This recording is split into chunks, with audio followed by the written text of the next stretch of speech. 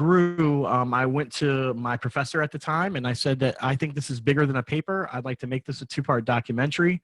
And I'd like to do that for the semester to fill the credit for 2 courses. So that's sort of how it happened.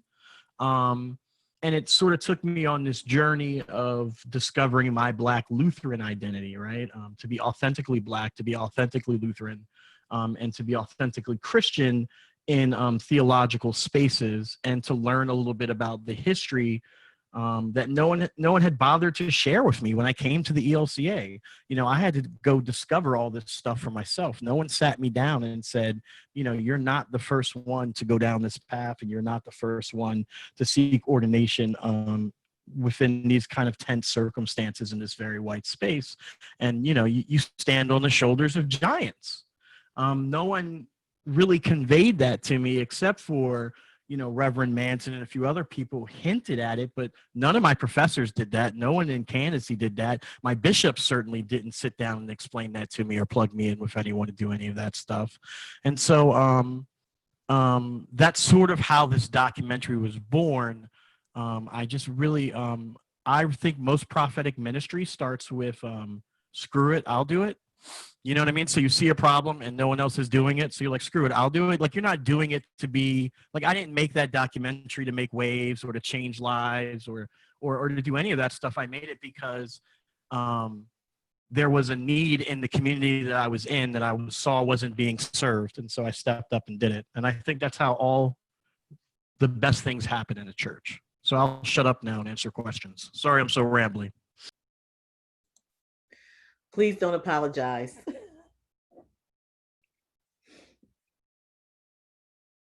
So you guys can start posting your questions or raising your hand or unmuting yourself, and I'll acknowledge you, and we can have a conversation. This is meant to be more conversational than, it's not meant to be a lecture or anything. So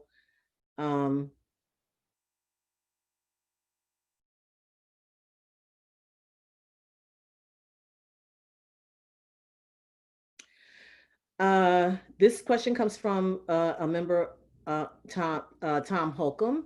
The first question that comes to mind is, where have we come since the film was released? So I you know, it depends on who you talk to, right? That depends on battle scars. So depending on how many battle scars you have serving this denomination might affect how you answer it. I am younger, a little bit more spry. I certainly am not naive. I've had encounters with the prison industrial complex. I know institutional racism when I see it. But I certainly am a little bit more wide-eyed than some of my older and more wise peers in the African descent community. I will say that I think that I see, though, some movement. One of the big things that happened is that we had the SAD document come out. Well, that's what we call it behind everyone's back. It's actually the Strategic Authentic Diversity document. And it's the first time rostered leaders would be able to be held on ecclesiastical charges for racism. And that's never existed before within our denominational framework. So let's say I'm at a synod assembly and a white minister does something that is like overtly or obviously racist. I can then bring him up on ecclesiastical charges and perhaps have him defrocked, at the very least, some sort of consequence to him and his call. It's always a him and it's always a white dude. But I'm just saying, like, you know, like that's the deal, right? I mean, so there's been movement on that sense. I think the African Descent Lutheran Association is starting to find its footing a little bit more in a national sense.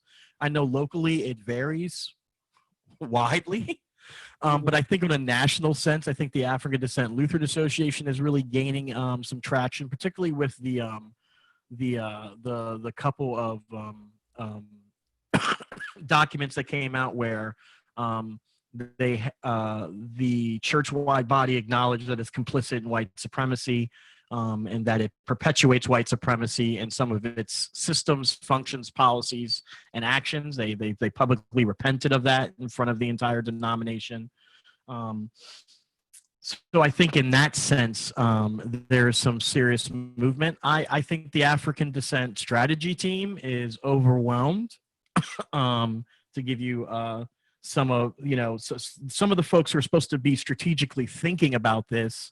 I mean, how do you strategically think about revitalizing Black Lutheran churches throughout the country when you're flying to the Twin Cities to respond, or you're flying to wherever to respond, or you're going down south? There's a lot going on, and we split that work between like 3 people, and we don't even pay 2 of them full time. We pay 2 of them like quarter time, right? And like one of them full time, and he's going to retire soon. The Reverend Dr. Starr.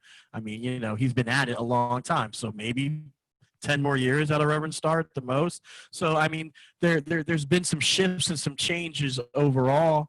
I think certainly the average white Lutheran is much more aware of the part they play in the oppression of their siblings of color, whether they're aware of it or not.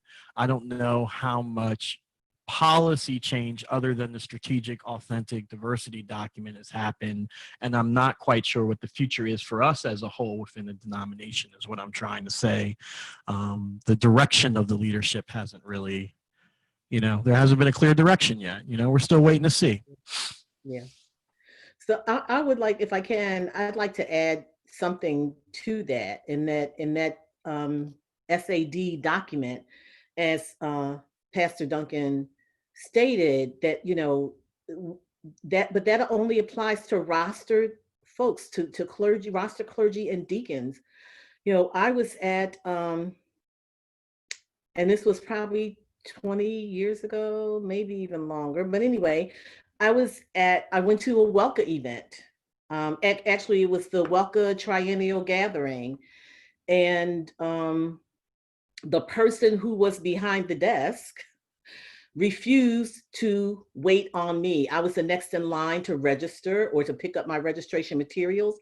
And she called for the next person in line, and she looked up and saw me, and she says, "I don't mean you, I mean them." And then she pointed to the white woman who was behind me.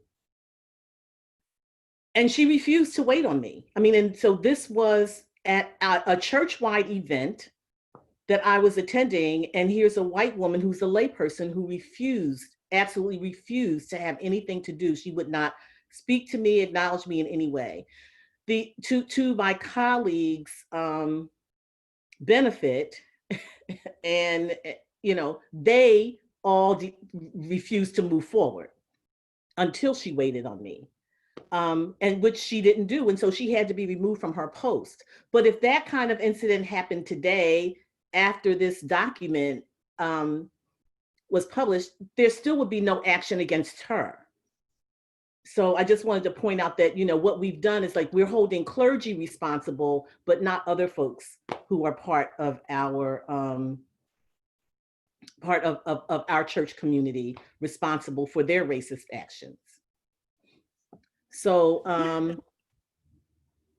yeah, and I would say I would say that, I mean, a lot of our peers, a lot of our white peers are challenged in this way, right? Like, how do they have these kind of discussions? I mean, New York City's been really great in its response to stay safe and stay home, right? But I mean, some of my peers have people who think that it's all a hoax, that Black Lives Matter is a terrorist group, that they should be worshiping in person right now. They're meeting and having, like, you know what I mean? Like, they're dealing with so much. And then on top of that, you want them to discipline, you know what I mean, folks that really don't have a real relationship. I think sometimes we assume, like, I serve in a very white church right now, right? And I'm planting a new church on their behalf that will be much different, will look very different than the community, but it's very white. And I think there are some cultural, spiritual, and theological assumptions we make as Black Lutherans, right?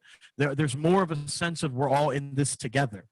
There's more of a sense of community. There's more of a sense of, like, we understand that injustice or harm to you is injustice and harm to me. We sort of inherently know things that some of our white siblings, congregations struggle with, and then it's really hard for them to discipline them on top of that too. So it is a really mixed bag, right? I mean, and that's not counting the cowardly peers of mine who will never talk about racism, you know, at the pulpit. I probably know, I could probably count about 50 peers on my hands right now who will not mention what's happening in Minneapolis from the pulpit this weekend, even though it's Pentecost, even though it's like the perfect text to talk about how God's defense against empire is diversity, right? It's like the perfect text to talk about that sort of thing, right? But they will demur and they won't say it. So, but leaving them aside, my peers who actually are white peers who actually are engaged in trying to change their people and move the needle, who are in Trump territory, who are in those very important voting districts, who want to change the world, they're up against it. You know what I mean? It's really hard for them in our church's system to do anything about it.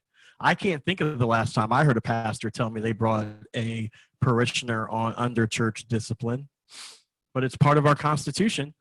And I know if you said something racist in my congregation, I'm going to put you on church discipline, and I'm going to tell you have to do this series of things before you're welcome back into the congregation, no matter what. Same thing if you say something transphobic, you say something queerphobic. I just don't play that. And if you don't like it, that's cool. There's plenty of other churches to go check out. It's not like I'm depriving you. Jesus is everywhere, dude. Go tear it up. You know, but it's just not going to happen here, right? And so, you know, I mean, but it's a give and take too. I think I think of a lot of our peers don't know how to talk about racism. Right. That's I mean, I think that's the larger thing. And even though, you know, I've been engaged in anti-racism work pretty much most of my life, but formally as a anti-racism facilitator since 1990, and still, you know, because I'm one of those eternal optimists, I guess, but I'm always surprised when I am with a group of white folks and I'm leading a workshop, and I'm surprised at the things that they don't know and the things that surprise them. So, but here we have another question for you, Wade. I'm going to unmute you now. Good evening, everyone. Good evening, Pastor Duncan. Thanks for coming on, Pastor Manson. My question has to deal with the empowerment within the Lutheran hierarchy. How does, or is it being discussed as to how we can get around the situation of racism being within the hierarchy itself? And if there is there a plan for doing that?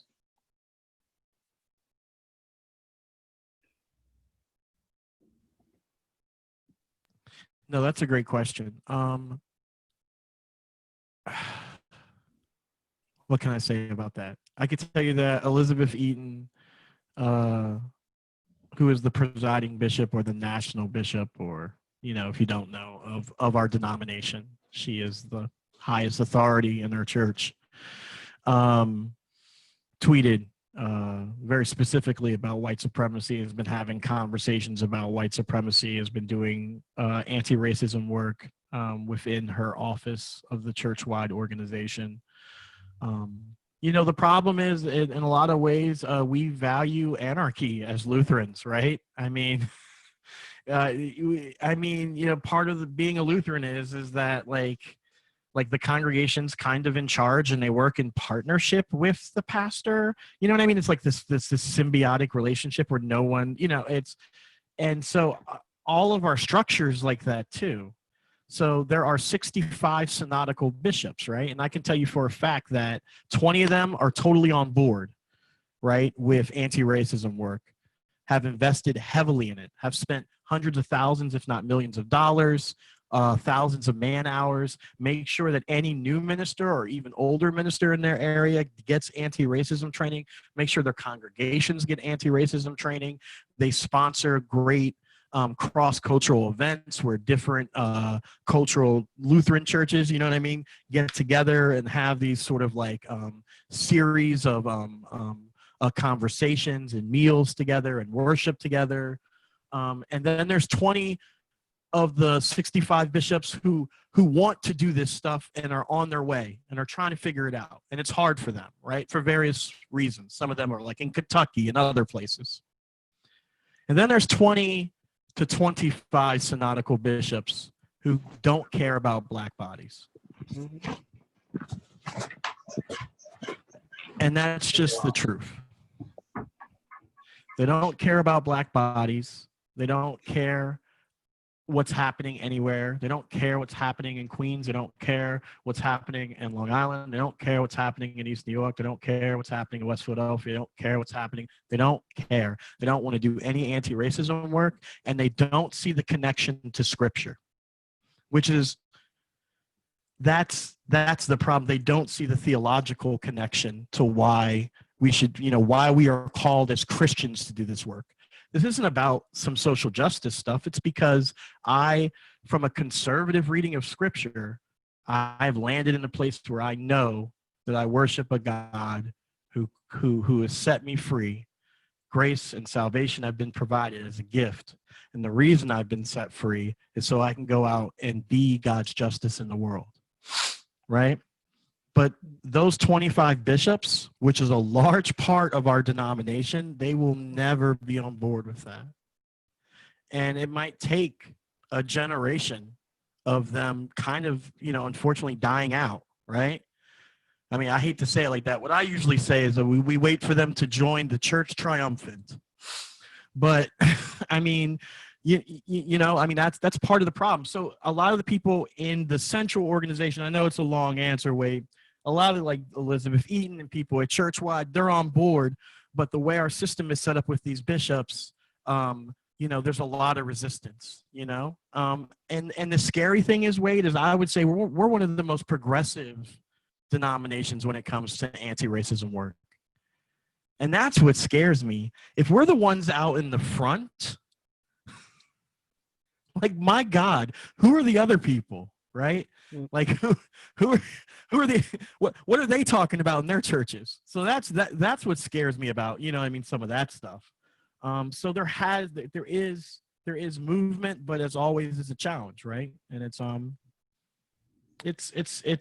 long road. It's a marathon. It's definitely not a sprint in this church. Yeah. So Pastor Duncan, were you on the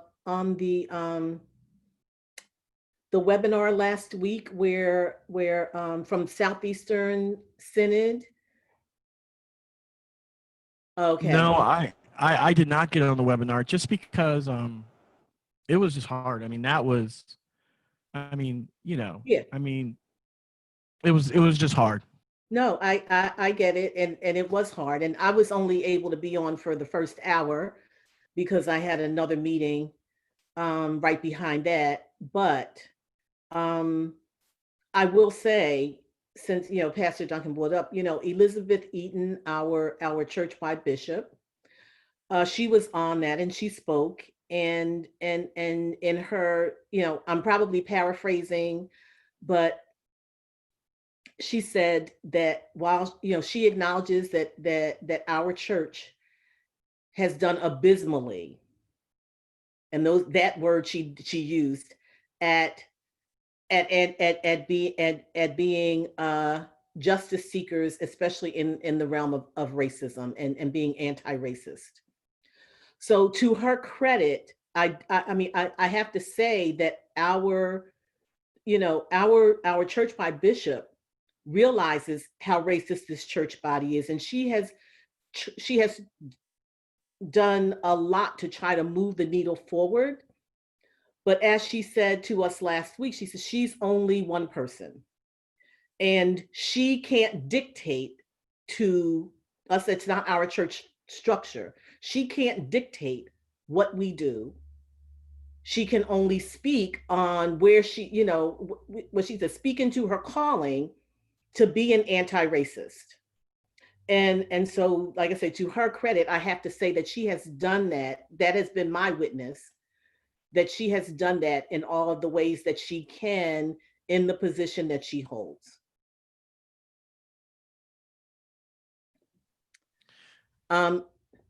Okay, so go. I have another question for you. Did you want to speak more, Pastor Duncan, or you want me to go to the next question?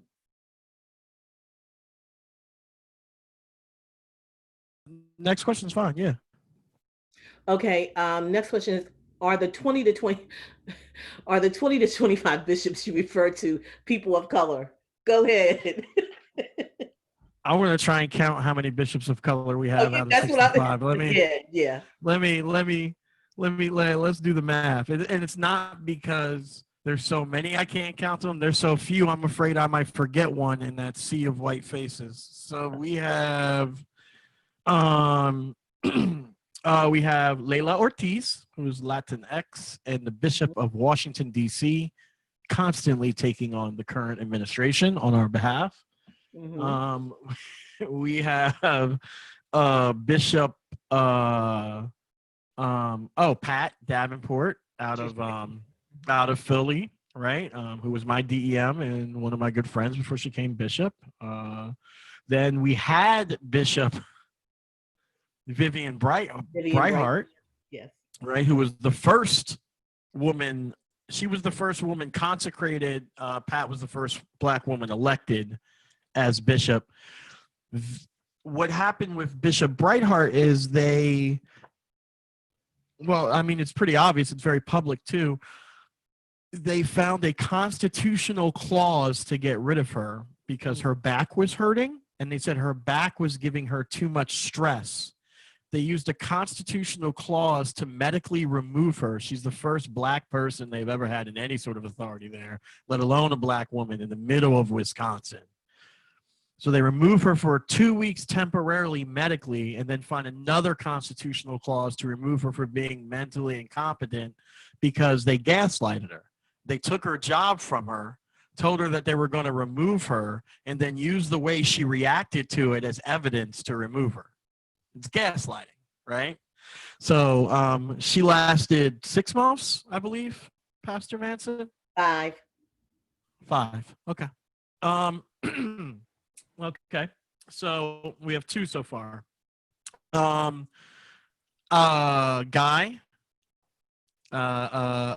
Irwin, Bishop Guy Irwin in California. He is indigenous and is really connected to his tribe. He's not like one of those like, I'm part Native American. No, like he's a member of his tribe and active in it, and is certainly a member of his of his reservation and everything. Mhm. We have I can't think of anyone else. We have 2 more one more Latinx bishop and one more African American man. In Florida, Florida, Florida, Caribbean. Bahamas.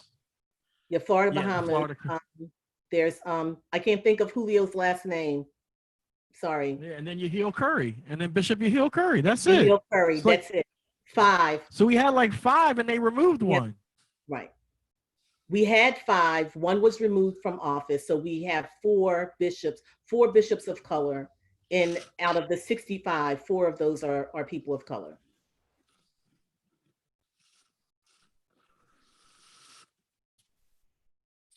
So part of that is so when Pastor Manson starts talking about Synod Assembly, and y'all put y'all heads down, like when this is all over and y'all all in the sanctuary again in a couple years, and Pastor Manson says, Synod Assembly time, guys, who's ready to go to get super involved, right? Like that anger you're feeling, remember that and carry it into that moment. So you volunteer to go and be active at Synod Assembly. And you don't have to be a voting member to go to the microphone and ask, hey, I'm a concerned Christian in this synod, and I want to know why there aren't more candidates of color on the stage right now. You always have the freedom to come to the microphone and ask that and say, why is it that when all of us get together and put the same, when all of us get together, y'all all come out with the same result, and it seems to be like 5 white people. Like, why is that, right? And, you can ask those questions, because I think a lot of times in the Lutheran Church, especially, people just don't know. They don't know theologians of color. They don't know leaders of color. They don't know activists of color. They don't know liturgists of color. They don't know musicians of color. They just don't know. And when you point it out to them, most of the time, they're like, oh, I didn't even consider them. Like, oh, well, they're here. You know? Mhm. Absolutely, they are. So it's like a question comment, but this is from Jessica. And she says, to your comment on on the change might come with the next generation, how can we expect that when those bishops and pastors who refuse to acknowledge racism are raising and teaching children to believe the same way, and like some right-wing evangelists are using the Bible to defend some of the greatest racist atrocities in history? The first thing, Jessica, is that we're going to get you a Fund for Leaders scholarship stat and just get you right to seminary. No, seriously, you skipped I bet Pastor Manson's been on you about that. Okay. Listen, you just skipped like 3 classes, right? Or like, no, seriously, straight up. I mean, that's a great question, right? And so, I mean, here's the thing is that I have made the foolish bet in the heart of the church. So I wrote this whole book about it, called Dear Church, and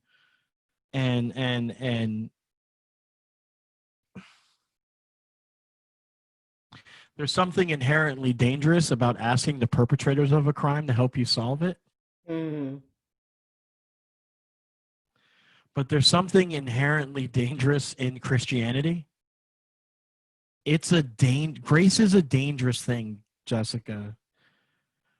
If I take grace seriously, it means I got to give people a chance. Doesn't mean, listen, I believe the proper way that we have community, especially with white folks who've aggrieved us or hurt us or harmed us, is there's repentance, reparations, then reconciliation, right? But even in that sort of exchange with the church where you're saying, okay, church, you say you don't want to be racist anymore. Here are the things that you can do to repair the fence, right? Or mend the ways. These are the reparations you can pay. Here's the ways that you can get better and raise better children, right? But that doesn't necessarily mean you have to have relationship with them. That doesn't guarantee that they've earned reconciliation with you, Jessica.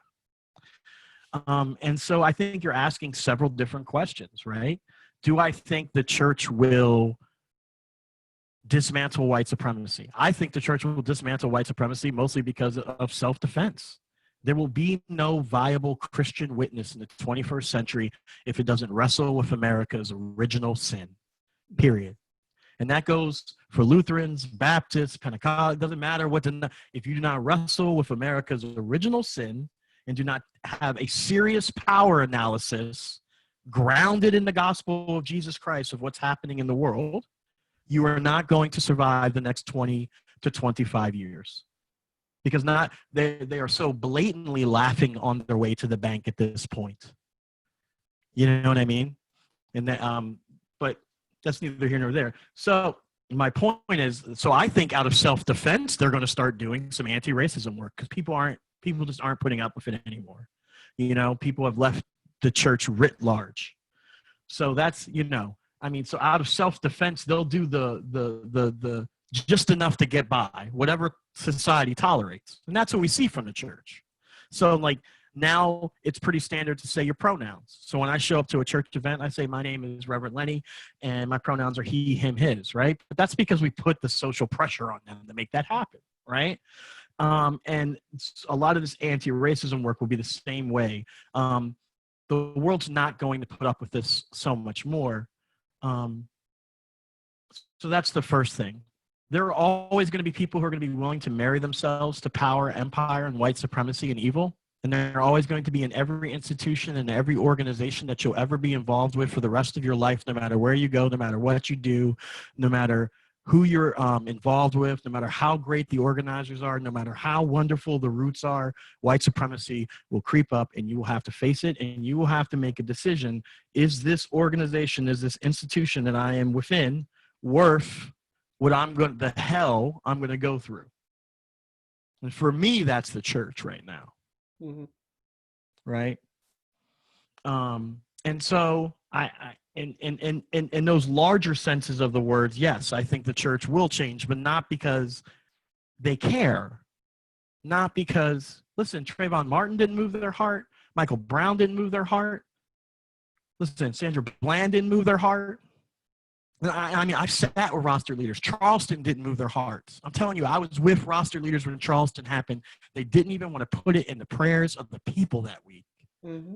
I'm telling you that our blood doesn't move their hearts. What moves their hearts is they're afraid they're going to lose their church, and they're afraid they're going to lose their denomination, and they're afraid they're going to lose their institution. And their children are not putting up with their nonsense anymore. And so in that sense, the church will change, but certainly not because of any sense of morality. That's the cunning thing about white supremacy. They don't even know that they're sick. They don't even know that they have a disease. They can't even see that they're in a cage. They have no idea they're doing anything wrong. Yeah. Certainly some do, but that's only about 15% of the problem. There's about 15% bad actors and 85% people who are unconsciously benefiting from a system they've never had a reason to analyze. Mm-hmm. And they're on your side, they just don't know it yet.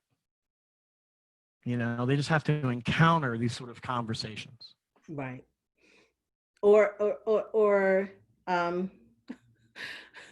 well, Lenny has heard me say this before, and I don't know if any of you here have heard me say, but encounter the conversations. I feel like, most of them aren't going to encounter the conversation because they aren't in the spaces where the conversation would come up organically.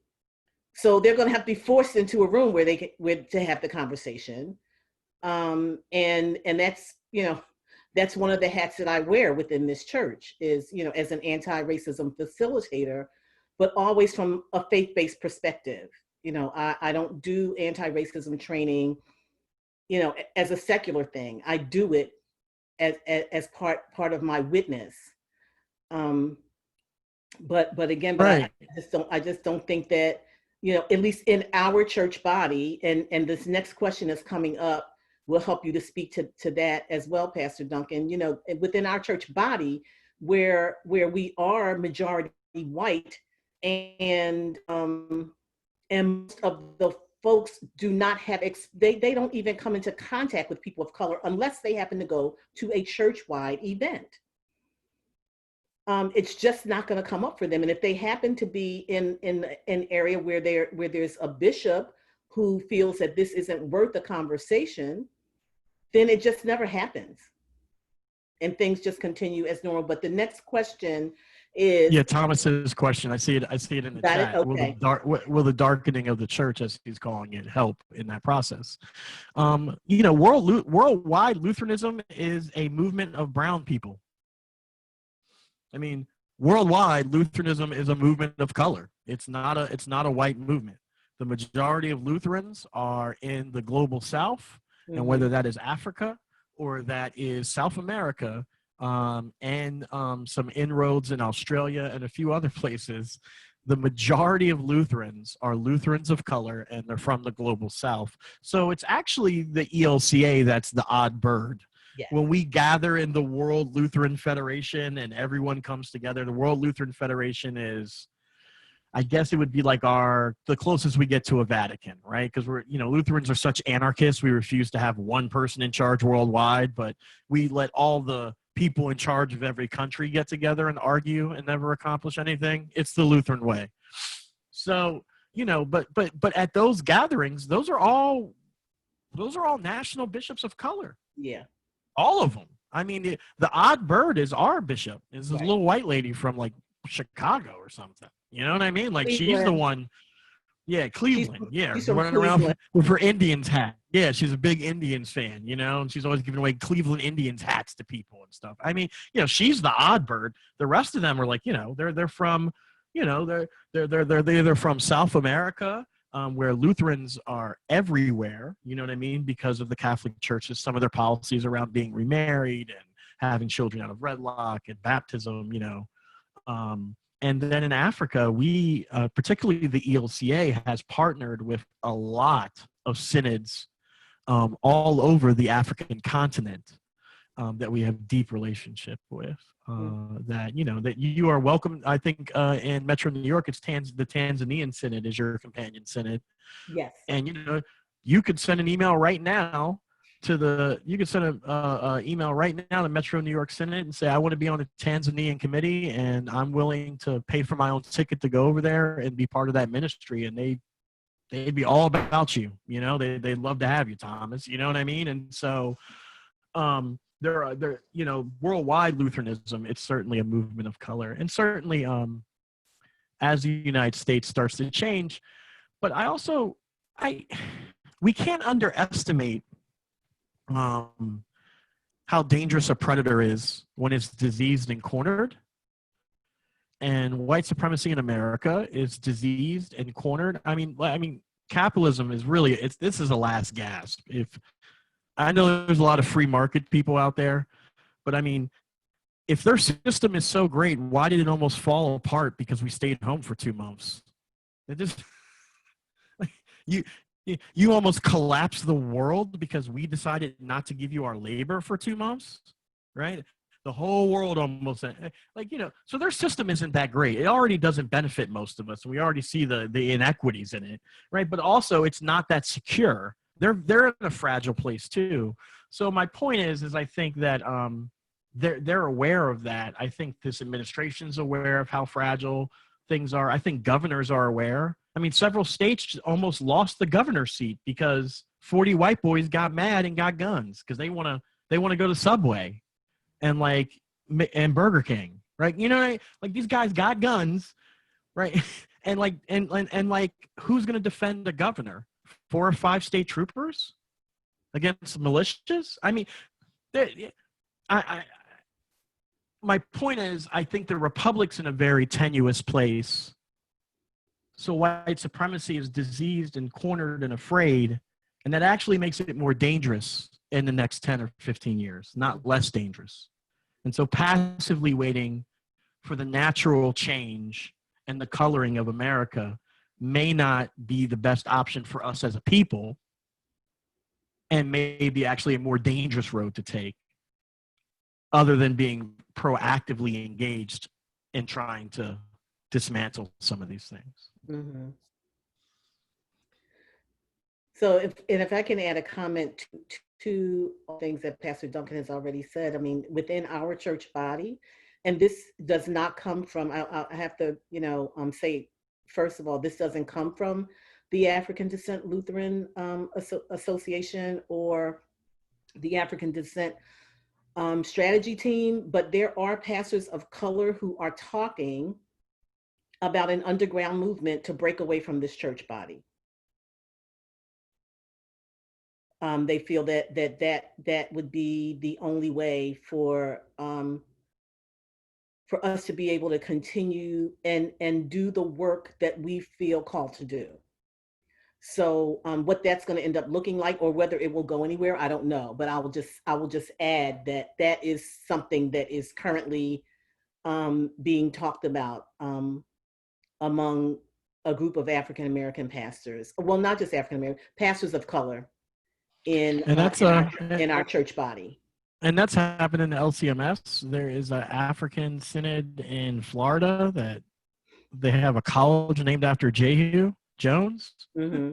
And they found out I named a church after it. They asked me to come down and speak for their commencement. And that's like, you know, that was like in the 40s, a group of black pastors decided they didn't want anything to do with the American Lutheran Church and broke off, the LCMS, and broke off, and they became this whole entirely black Lutheran denomination that's only in Florida and the Bahamas and somewhere else, right? So it's happened in the past too. It's just how do we in that situation, just my first thoughts are like, how do we go to the table and ask for reparations and say, we've built this much into this church, so you give us this much capital to leave, because this much of this is ours. Yeah. I don't know how that happens either, but you know. Yeah. Well, we can watch the Methodists. They're figuring it out this summer. Yeah. Because I mean, that's what they're doing, is they're splitting up all the capital and the assets. Mm-hmm.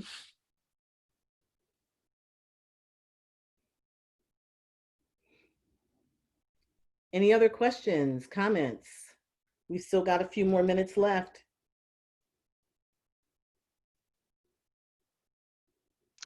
Pastor, this is Sherry speaking. Hi, Sherry. Go ahead. Hi. Listen,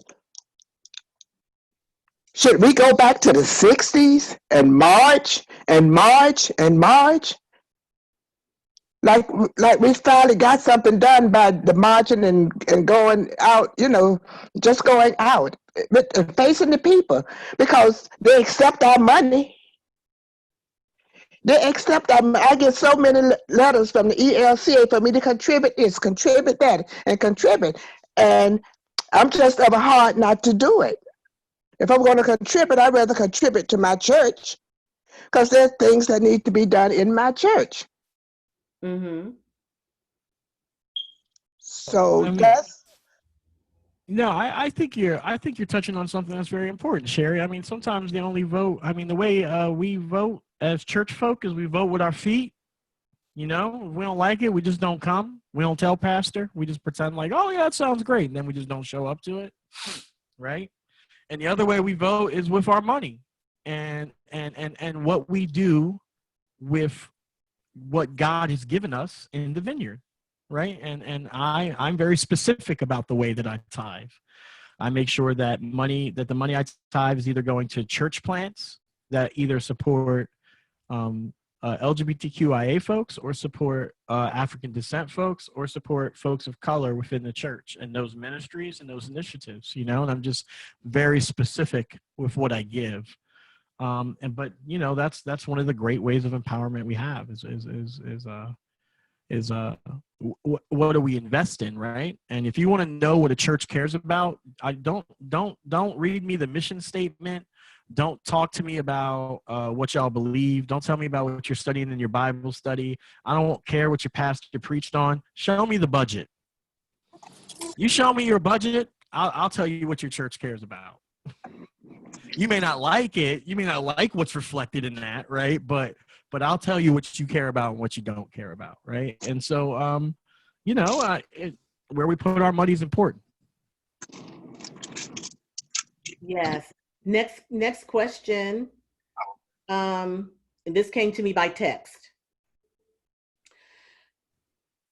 I would like to ask, are we as people of color too conscious of making white folks uncomfortable on bringing to their attention racism? Mm-hmm. So are we too conscious? Like, should we just not care about stepping on their toes, or should we be a little bit more careful with that? No, I believe the question that the way it's being posed is that this is from someone who's not Lutheran. Yeah. Who has come into our meeting this evening to say, I would just like to ask, are we as people of color too conscious of making white folks uncomfortable by bringing racism to their attention? Oh yeah. Okay. Oh yeah. No, you got to show up as your authentic self 100% of the time. Listen, everything I did, my entire ministry has been based on me showing up. I showed up with all kinds of I already had a wild story which has nothing to do with it. Plus I showed up as a large African American man covered in tattoos. I didn't take any guff from anyone. I mean, you got to show up as your authentic self. I mean, that's the only way that's it. And you shouldn't even worry about stepping on people's toes. I mean, listen, there are time to be strategic. You don't call out something that'll put yourself in a, physically unsafe situation or something like that. And you want to make sure that if you are going to call something out, that you do it in the right way that actually moves stuff forward. You want to be strategic, but you always call it out. I mean, you just do until you can't. Yeah. Right? Because there also is a point in your ministry, in your life, and in this anti-racism walk where there's some times where you can. Like, I'm going to the woods after this is my last thing I have to do. And I'm taking 3 days vacation because it's just been a lot, it's just been a lot for me. I've been doing a lot of this kind of conversation, a lot of this kind of work for the last couple of weeks, and I'm tired. Mm-hmm. So I'm going to go up to Forks, Washington, where the sparkly vampires from Twilight are from, and I'm going to be out in the woods on the beach for 3 days, and I'm going to do some writing and spend some time with just me and God. And so that's the other thing too, is that not everyone's built for that kind of work. I don't expect everyone to go to, like, I travel around the country and go to white churches to talk to them about anti-racism work. That's very dangerous for a black body. And most people don't have the stamina to do it. And I'm not sure how many more years I'll be able to do it. And I certainly don't expect everyone to do that work. This is true, and I'll add a little bit to that just from my own perspective, and as someone who's been on the front line of this work for a long time. So I'll speak to the are we too conscious of making white people uncomfortable? I think that lots of time, especially in church, we we want to be nice. So you don't want to say something that you feel is going to offend someone else, or call somebody out. But I would say, our faith calls us to be true, as Pastor Duncan said, to be true to who we are. And so I've gotten over a long time ago caring about whether I offend anybody or not. It doesn't matter to me, because if I don't, I think I may have said this to you all in one form or another over the time that we've been together, is that, the fact that I call myself a follower of Christ and I'm trying to live into that each day, that is offensive. The love that I have for my fellow man is offensive because it's not the norm. And so that's the kind of level of love that we all should be aspiring to. However, you're going to say things that are going to offend people, because some of what you say out of the love that you have in your heart is going to be offensive to people. And so, when I don't intentionally call anybody out, but if I'm talking about white supremacy, or if I'm talking about racism, and I happen to talk about something that makes you uncomfortable, then let's talk about why you're uncomfortable with that. What is it in you that makes you uncomfortable that I call this particular thing out? So, and so I think that, but I also know that for us, that comes also from our place inside our internalized oppression. That's something that we all have. So how do we work on our own internalized oppression? What do we need to do to get to the point where we're not uncomfortable saying things that may offend some white people? And what you're saying is speaking the truth. It's not like you're making things up. You're just speaking the truth. And so but a lot of times I know we won't do that because we don't want to offend them. But that shouldn't ever be our goal. As Pastor Duncan said, you have to show up as your authentic self and let the chips fall where they may. But since we're nearing the end of our time, can you see the other questions, Pastor Duncan? Yeah, let's see what we have here. There's Audrey, there's Carol, and there's Cynthia. Oh, yeah. All right. Do you think the only way forward to dismantle first in our community? I agree, where we put our money. Yeah, I think there's a lot of work to do in our own community. I think there's a lot of patriarchy in Black church community. Woof, man. Woof. There's a lot of that stuff going. There's a lot of queer phobia in the Black church community. There's a lot of things that quite frankly offend me, as a person who has struggled for liberation their entire life. To deny access to anyone else just seems so incredibly absurd to me. There's a lot of stuff, that we have to work on internally. But I think the biggest thing that, is just to remember, like who we are, right? Like, we're a people who has survived so much. We're a people, we're a people with 400 years of survival and liberation in this continent, and I try to remember the long arc of history when it comes to that sort of thing. and try not to get too myopic and like what's happening here and what's happening now, and look at the long arc of things. And sometimes that gives me a little bit better of a feel about it. But yeah, we have to do the work ourselves. We have to get liberated within our own communities. We have to do the anti-racism work within our own communities. There is racism within, the Black community. I mean, we could talk about colorism all day. We could do a whole seminar on colorism within the Black community. I mean, just some of the stuff that's so insidious in who we are. So I agree with that. The second question is, how do you get this millennial generation to understand the need to be active? I would say that the millennial generation is actually incredibly active. Most of the activists I know on the ground right now in Minneapolis are millennials, and really Gen Y. I mean, millennials are 40, right? We're washed up. It's really like the Gen Ys who are out there leading the way in activism. But I would also say that they are involved. They just don't see the need to report that to the church. And so I think one of the big things that I think particularly older Black churches struggle to understand is, you look at 30, 40 years ago, the church was the one that set the table. We were the ones who were organizing all the stuff in the community. We were the ones that the organizers came to. We were the ones who, we no longer hold that place in the community anymore. And we kind of gave that up. I mean, for various reasons over the 80s and 90s.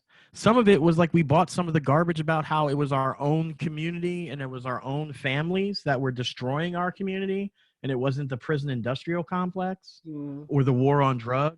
Like a lot of that stuff that we said in the 80s and 90s, like, why would I listen to you if you tell me I'm the problem when I'm getting arrested over and over again? And I know for a fact I'm not the problem. The problem is that I can't make $300 bail, so I end up spending 6 months in jail, lose my job, lose my apartment, lose my kid, right? But you keep telling me it's because I'm not Black man enough.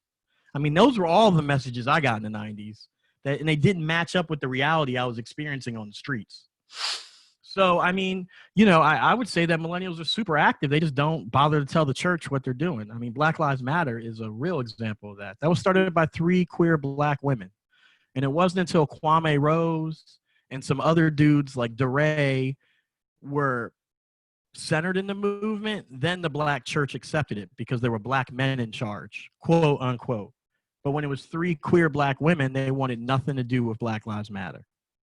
Mm-hmm. Now everyone's having a Black Lives Matter Sunday. And so, and that gets back to the internal work we have to do as a community, But I would say that they're active. They're certainly active. And does the ELCA invest in our churches as they do the missionary work abroad? They actually do. Jehu's Table down the road from you, the long arc or the long vision for that place is for them to get a new building, a new community center, and be able to afford a pastor off the profits of that housing and community center in Perpetua. So that way East New York will always have a Black Lutheran witness in that area for the next 30 years. So there are plans like that happening. Jehu's is like the test case, and there's a few others that are happening around the country right now too. So I'm going to chime in on that one, and I really don't want to contradict you, but I'm going to disagree with you, Pastor Duncan, because since I serve with the I forget what it's called now, congregational mission Vitality. Congregational Vitality, and that's what they changed the name to. One of the conversations we had at our last meeting was this, because, we see if you look at the ELCA budget, it's a huge budget for mission investment. However, 75% of that money goes outside the country. Only 25% of the money stays here. And so we are opposed to that. We feel that, because, there are Black churches in the ELCA that are closing all the time. You have lots of, our church has been really good about funding mission starts, but just as quickly as they fund them to start them, they shut them down. and they say because they don't have the funding. But then we look at the budget and we see that 75% of the money that we all of our churches together give to the ELCA to fund missions, 75% of that doesn't stay here. It goes outside the country.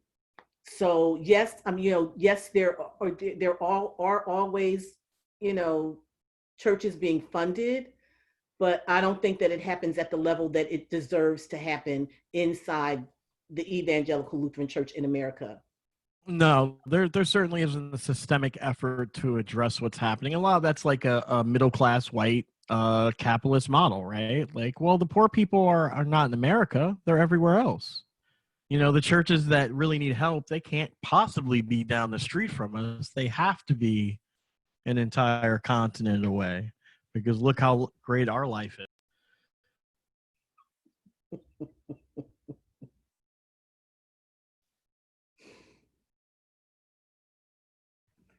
Any last comments, questions, or concerns?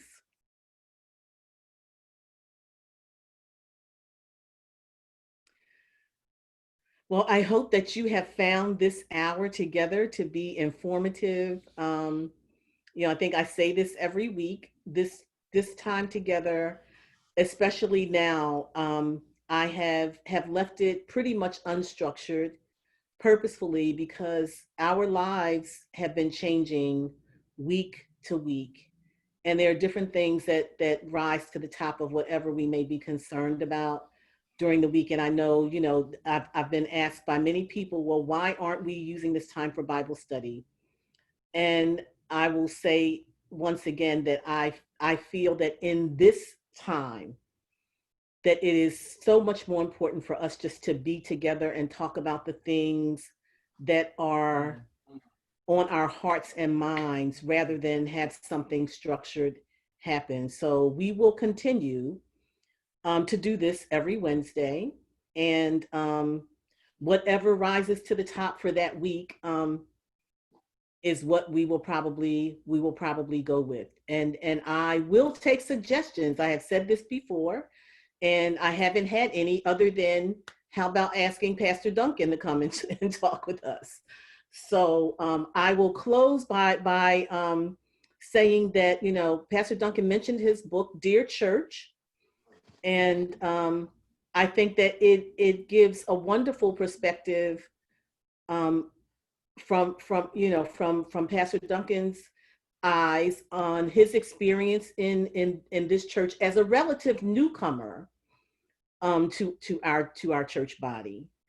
And I think your next book is coming out when, Pastor Duncan, this summer? So no, next summer, 2021. I can tell you the title. It's United States of Grace, and it is my memoir. And I actually finished writing it this week, most of the narrative, and I'm just writing an epilogue and sending off some edits. So I just finished my second book. I mean, this is a kid who got his GED in county prison, so. And so my second book, and so yeah, by Dear Church, a love letter from a Black preacher to the whitest denomination in the U.S. It is a relative newcomer's perspective. I think I don't know how informative it will be to you as a Black person in this country, in this body, but it will be informative about where your peers throughout this body really are. Mm-hmm. Because there's a lot of stuff you'd be like, wow, he had to explain that. And I like to think I'm a pretty decent writer too. There's some good prose in there. Yeah, but that's it. So yeah, and the next book comes out this summer. I mean, the next summer, 21. And if you're just looking for something, in the line of working on racism within a white church body. I was on the launch team for a book that was just released last week by a pastor from the Chicago area, a white pastor from the Chicago area, Pastor David Swanson, who is not Lutheran. He's not denominational. And he just released a book called Rediscipling the White Church. And so this is a white pastor from a predominantly white church speaking to racism and how racism lives itself out in the church, especially predominantly white churches, and how we can work towards changing that. So that's something else. You know, if you're sitting around, you have nothing else to do, and you really want to get deeper into how racism works within white church bodies, that's another really good book to you know, I read it. I read it about 6 months ago, and then I had to reread it to participate in all the launch activities. But that's a good one as well. But I thank you all for your thoughtful questions and for spending the time here this evening. And so let's end in prayer. And I will unmute everyone, and we can say goodnight, or you can go, you know, and do what you do. I'm going to go have a glass of wine. The Lord be with you. Gracious and loving God, we thank you for this time that we've had together. God, we thank you for Pastor Lenny Duncan and his witness in this world, God. We know that in our church body, those of us who are people of color, especially leaders of color, God, we really do have a hard way to go. But God, we have embraced it, and we are here to lead your people, and we are here to raise our prophetic voices, God, in the hope that this world might be changed. So we thank you, God, for this time that we've had together. God, we ask that you would be with all who have gathered here and those who wanted to be here and were not able, God, but be with them as we leave this meeting space. God, keep them safe. God, keep them confident. And most of all, in these uncertain times, God, keep them anxiety-free. These and all things we lift to you in the precious name of Jesus. Amen. Amen. Thank you all. Amen. Thank you, Good night, Pastor. everyone. Good Bye. night, everyone. Thank you, Reverend Lenny. Thank you, Pastor Liddy. Thank you, Pastor. Thank you, Pastor Duncan. This was very informative. Enjoy your vacation, your 3 days off. I'm gonna try to. Okay. Night, everybody. Good night. Good Good night. night, everyone. Take care. I just brought your book, Reverend Lenny. Oh, okay. I hope you enjoy. Oh, thank you. All right. Have a good night. Good Good night. night. Good night. Thanks so much, Lenny. Yeah, no problem. Good night. I appreciate you so much. I really do. Yeah, no Thanks for problem. taking time to be Yes. with us. Yeah, I just been weeping. I just been weeping all day because of what's Yeah, going on in Twin Cities. It's been pretty difficult. I mean, I yesterday morning, just watching the news yesterday morning, I couldn't hold it together. I couldn't hold it together myself. It's just, this has been.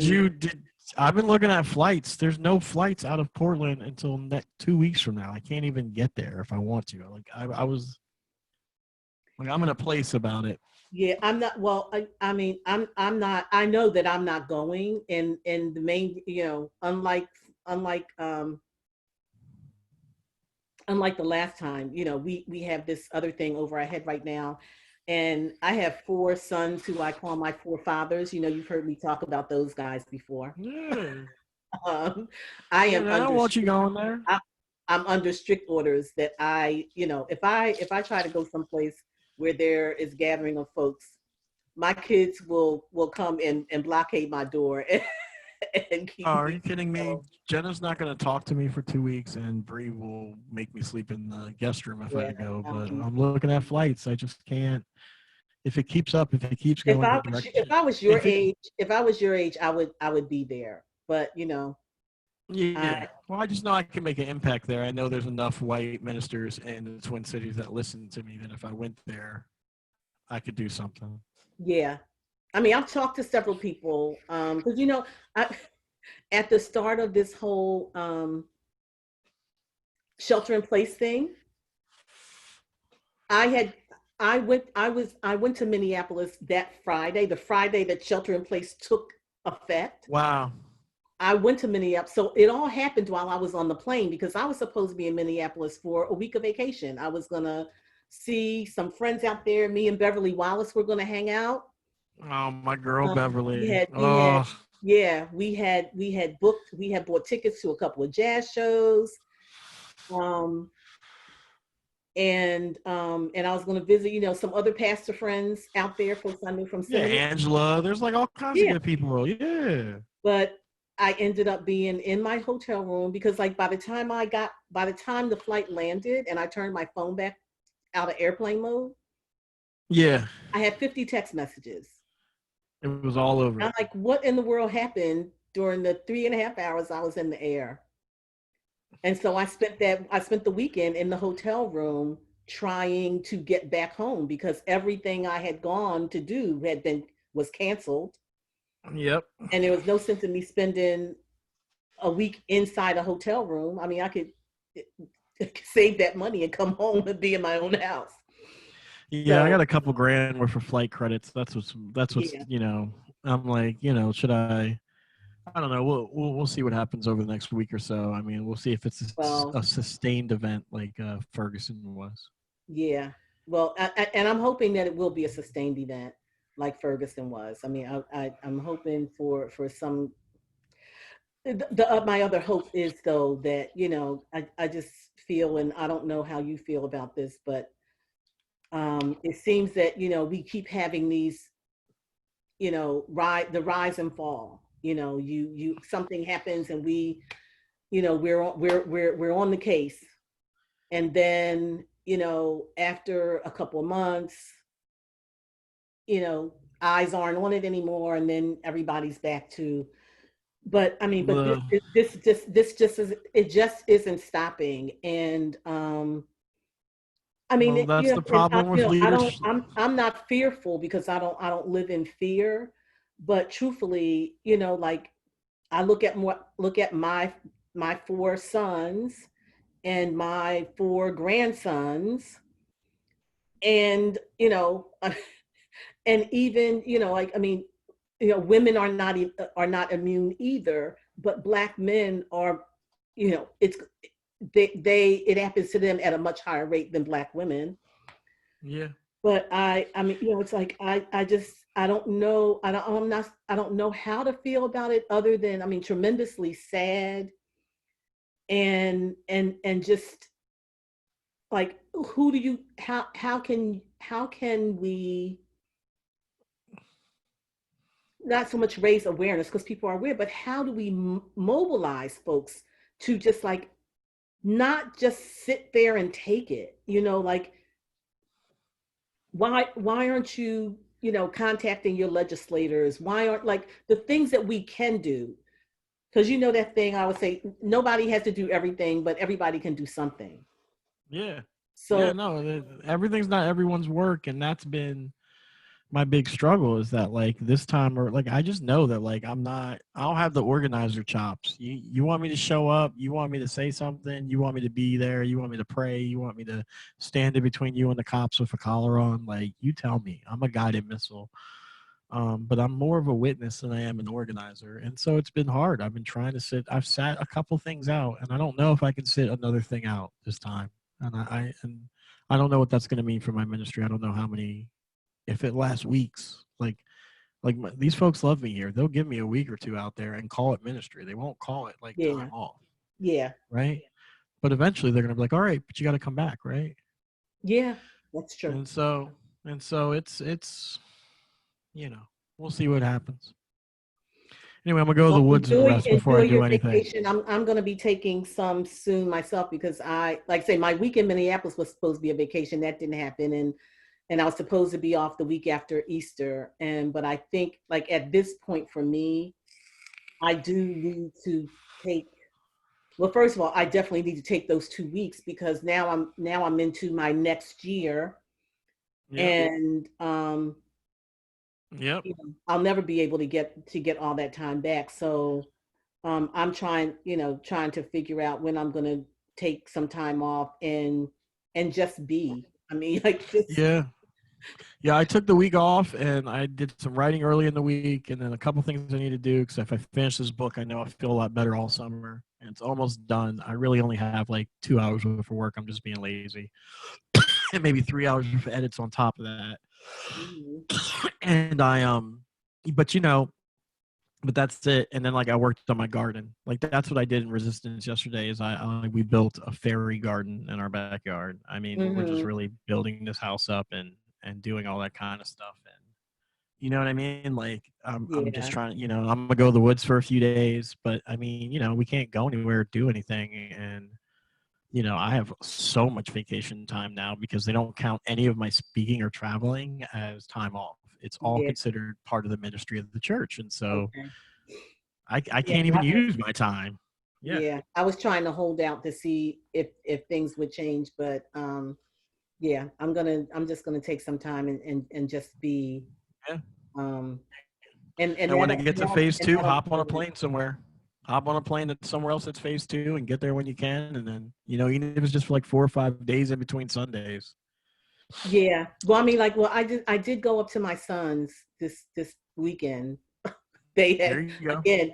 They consult they consult and then tell me what I should do. So Friday morning, I get a call from my youngest son in Massachusetts. He says, "Well, he said, I'm going to say this before I start talking, and I want you to know I already consulted with my brothers, and they all agree that you need to get out of the house. He said, you've been in the house for 70 days by yourself, and Yeah. we are concerned about you." And the first thing We I did said to him, that. I said, "Well, I have church on Sunday. I can't go." He says, "Mom, you're doing church on Online. Zoom. You can do that from my living room." So I Yeah. did. I went up and I didn't, like I didn't realize until I saw him and he walked in my door, 70 days, nobody has crossed the threshold of my door. I've been in this house by myself for 70 days. And so it was good to get out of my house and be someplace else and have someone in the room with me who wasn't on a screen. We did the same thing with Jenna. They built that van for her and Bree to take from New York to here, and Jenna was going to travel on it. She can't start school. She can't look for a job. She can't. So we sent her to Colorado for 2 weeks. We were Oh, just yes. like, So yeah. I was going to ask you, did she go to Colorado? Yeah, she went to Colorado and she's back now. And, because what are you going to do? Like, okay, socially distance in your van the best you can and like go to the gas station and hang out with your friends. I mean, that's about as much contact as you would get going to the grocery store once a week. Like, Yeah, that's true. you know what I mean? Like it's about the same contact level. Like, Yeah. I mean, she's getting a Yeah. little bit more traveling and stopping at the gas stations, but I mean, like what are you going to do? Because like it's important for her to have socialization. Like she was in the crib for like 60 days, with her parents. That's so lame. Like, oh my God, I don't even know how she lasted that long. You know what I mean? Like without killing us. Like I gotta be honest with you. And I'm a weirdo. I blast music at 6 a.m. I start writing at 5:30 a.m. I turn on transcendental meditation and light candles. I'm wandering the house barefoot. Like, I'm out of my mind because I'm in writing mode for the last like 4 months, Yeah. and before they got here, I was here for 3 months by myself or 2 months by myself, just writing in the house. Yeah. So, I have like all these super strange patterns going on, like real artist patterns that I haven't had since my 20s, just like Mhm. just Well, I'm going to so let you go so you can get on with the rest of your day, but I all appreciate right. you. You know I do. Mhm. And just, enjoy your time off. I look Enjoy. forward to the day that we will be in the same space again together because I was so looking forward to us having some time together, and that has all just been, Well, you got to come out and visit us when this is all over. Oh no, It's absolutely, absolutely. When all this stuff blows over me, I'm. How far are I haven't looked at this on the map, but how far are you from like Bellingham? about 3 hours, 4 hours. It's not Okay, bad. so 3 I'm right hours. by So you're Portland. as far from Bellingham as Seattle is from Bellingham. Yeah. We're right So- by Portland, Oregon. Oh, that's right. So you're 3 hours in the other direction. Yep. Well, you know, whenever I come out that way, I just have to make, it'll have to be a trek. Oh, yeah. Maybe I'll start in Bellingham. I'll start in the northern region and work my way south. Yeah, land in Seattle and fly out of PDX. You'll probably save money anyway. Well, no, actually, it's cheaper to fly into Bellingham. Mm. Fly into Bellingham and then just work my way south because I can get a commuter flight from Bellingham to Seattle, and then a commuter site from Seattle to Vancouver. Yeah. Yeah. I mean, they're you can get up and down the coast for $100. That's the great thing about being out here once you're out here. Yeah. All right. Well, All right. good night. I'll talk to you soon, Reverend. Tell Bree I send my love and say hi to Jenna for me. I will. And just keep doing what you do, brother. I'm I'm gonna proud try. of you. Thank you. All right. Take care now.